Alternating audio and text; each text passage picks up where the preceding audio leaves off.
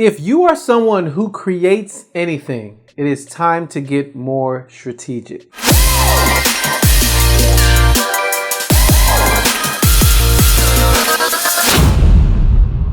What's up to all my freelancers, designers, and creatives? This is Nathan. Welcome to another episode of Freelance Jumpstart.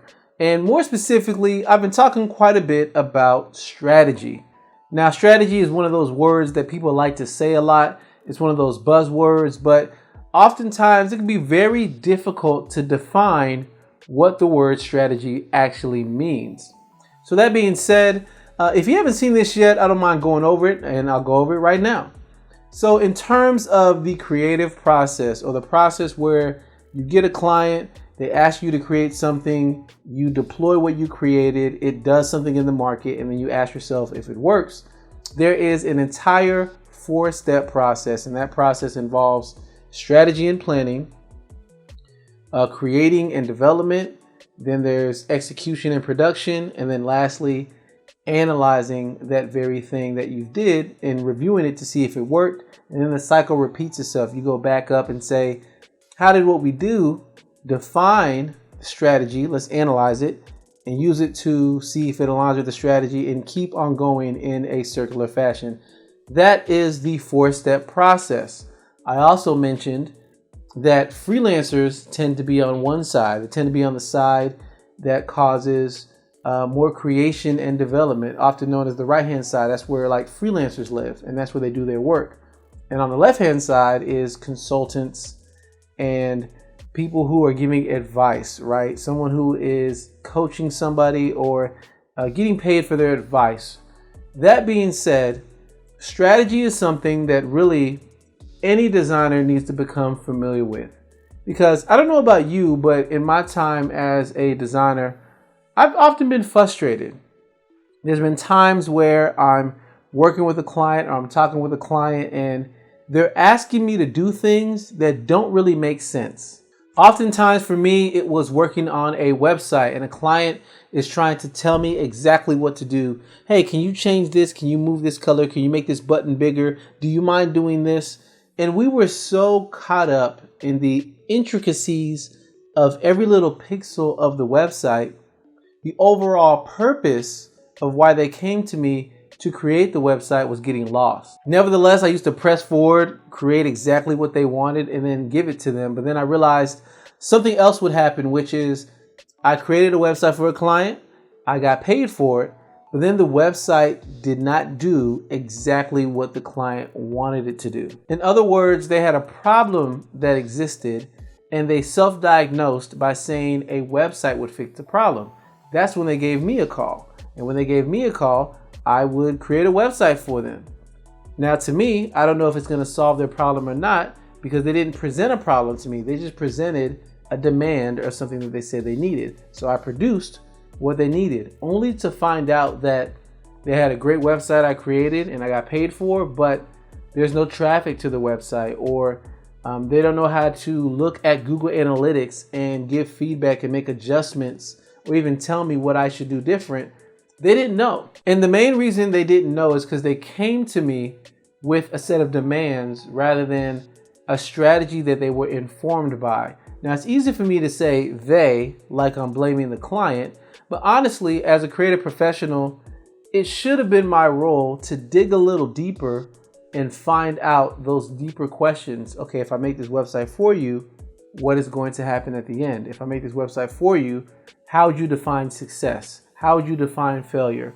Those were the type of questions I should have posed, but I did not. I gave this example because this is a real life thing that has happened to me. And to sum it all up, really what happened is I needed to become more strategic.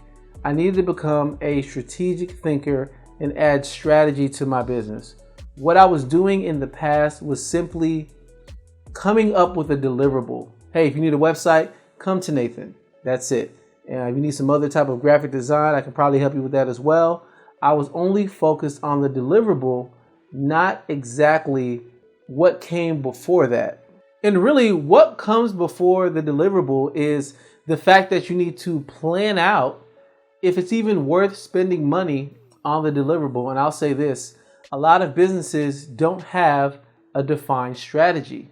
It's a buzzword that they say, but it's something that they truly don't understand or really know how to do. I get it. I keep saying the word strategy and I'm speaking very abstractly. So let's get to some specific examples. Understanding the creative process I outlined earlier and knowing that strategy is the first step is important. But it's also where the decisions are made. It's where the budget is determined. It's where they decide we do want a website. All of the major decisions that determine what the budget is going to be tends to be made on the strategy level. I know one frustration that I had was clients coming to me and I would say, if you want to do that, your budget's not big enough. But I was hard pressed to get them to change their budget because they've already made a decision on strategy which determined the budget. Now they just want to know who can execute it for the budget that I have. So here's something that helped me understand what strategy actually is. Let's look at 5 stages that every business has, at least as it relates to marketing, right? There is the mission, the vision, roadmap, and execution. And currently there's a gap. There's a gap between the mission and vision and then roadmap and execution. Not only that, but the mission and vision make up what the business aspires to be. In other words, they have a goal, they have something that's larger than life, they have a mission and vision of something they want to see accomplished on a larger scale. It's aspirational, right? And then the bottom 2, roadmap and execution, really is what they want to do to accomplish the mission and vision. So a roadmap is, okay, let's map out all the things we're going to do marketing wise to get there. And execution is how we're going to go about doing that. You'll notice when you see this breakdown, earlier we talked about the 4 stages of the creative process. Execution is on the bottom. So there's all these things that happen before you even get to execution. That's why it's very difficult for a designer or a videographer or a photographer to kind of change somebody's mind when it's time to maybe think about things in a different way, because they've already set all these things and now they get to you. But also you'll notice there's a gap. There's a gap between the mission and vision and roadmap and execution. There's a gap between what they aspire to be to what they're currently doing. And the thing that fills the gap between the two is actually strategy.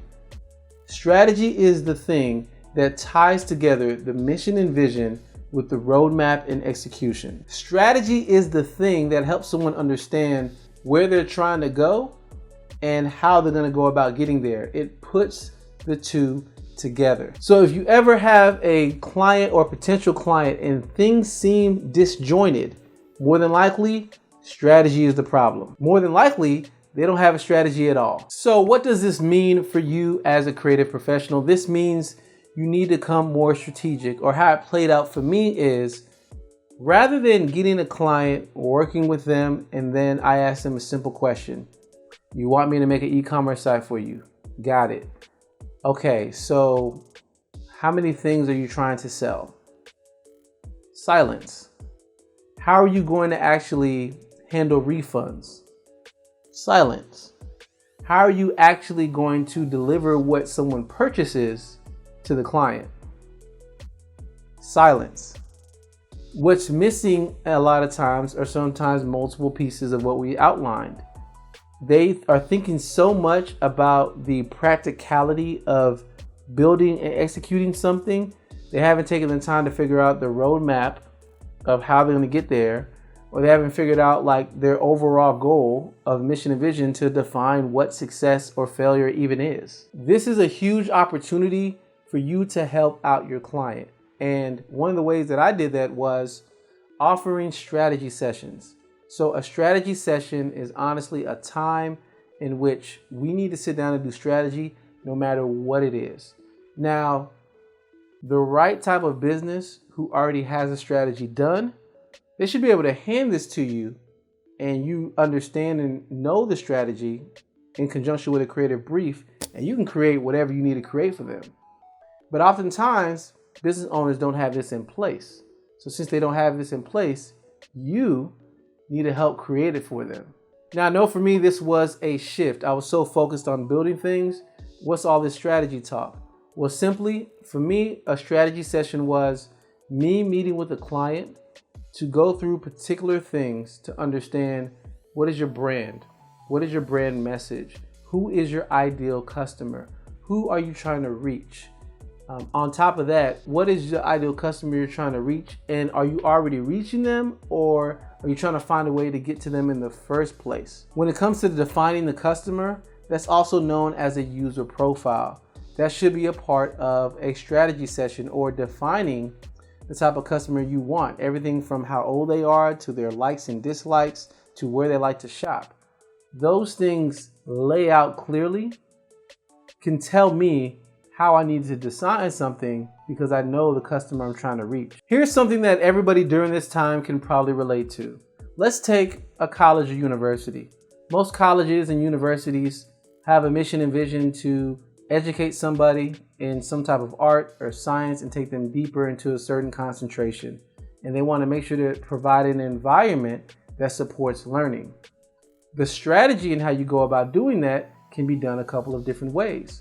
You can do it purely online. You can choose to have people come to your campus, or you can have a mix of the two, right? But what we've seen recently in everything that's going on with quarantine and all that, we really see schools and universities that did not have a very well thought out online and digital strategy. These are the people that are struggling to stay afloat because they never truly thought about trying to accomplish their mission and vision through a digital format. Because the mission and vision, or what they aspire to be, can still be accomplished digitally if they had a digital strategy.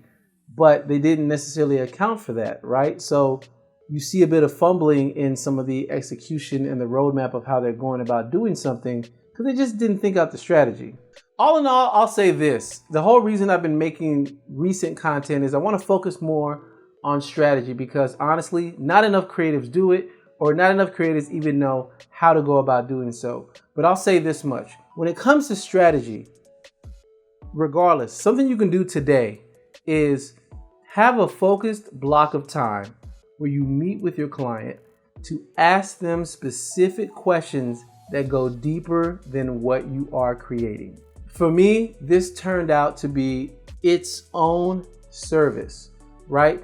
An own service that I'm offering different clients, that before I design anything for you, we need to have a strategy session. Because what tends to happen, it's happened to me tons of times, that is highly annoying, is you get a client, they give you and tell you what they want.